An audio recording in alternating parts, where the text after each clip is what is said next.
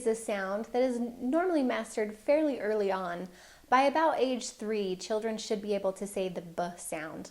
So if your child is nearing 3 or is older than 3 and is still having a hard time saying the B sound, it's definitely something that you should be working on to try and improve. When you're showing your child how to make the B sound, they're going to have to keep their lips together. There's going to be a little bit of air build up in their mouth, and then they need to explode it out. They're going to open up their lips and open up their teeth. B, B, B.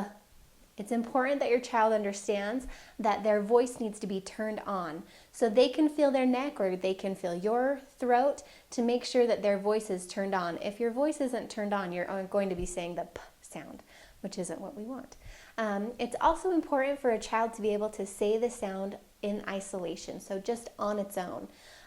A way that might be fun to practice this with a little one is to get a piece of tissue and you'll hold it right in front of their mouth, and they're going to have to say B pretty hard, but the idea is for them to make the tissue dance and see if they can make it move.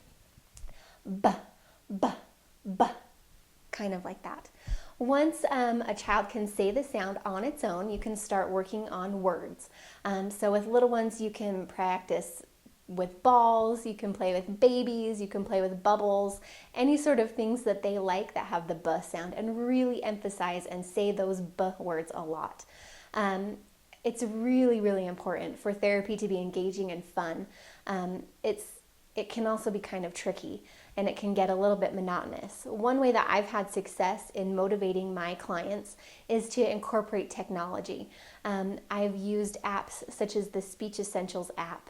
They really love the games, they love the pictures and all of the fun things that they can do when they're practicing their speech sounds. So it's something that I would recommend using if you can when you're practicing speech.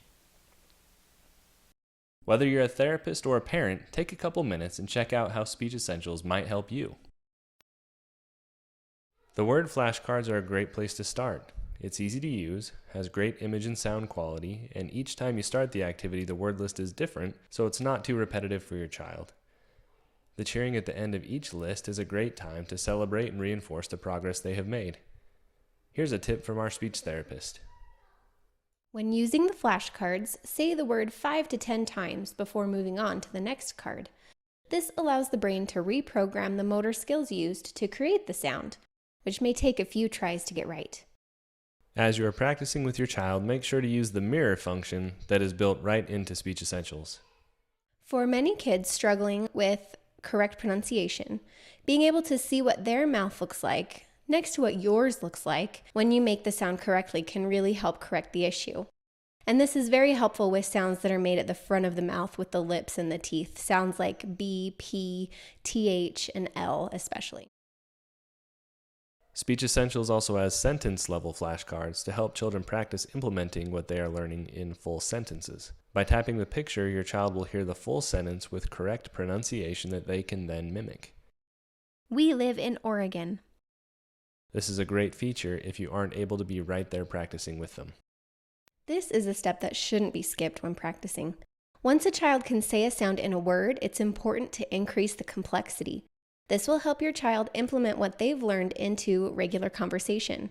Starting with the word swap sentences can help make it easier because only one target word changes in each sentence. There are also 2 different games to make speech therapy engaging. A memory-style card matching game that even the smallest child can play, and a word find game. Endless drilling using flashcards will quickly lose the interest of children. Have fun playing the games, and your child will hardly notice that they're working on their speech. Every time a word or a match is found is a great opportunity to practice the word 5 or 10 times before taking their next turn in the game. Try Speech Essentials with your child and see how much of a difference it can make.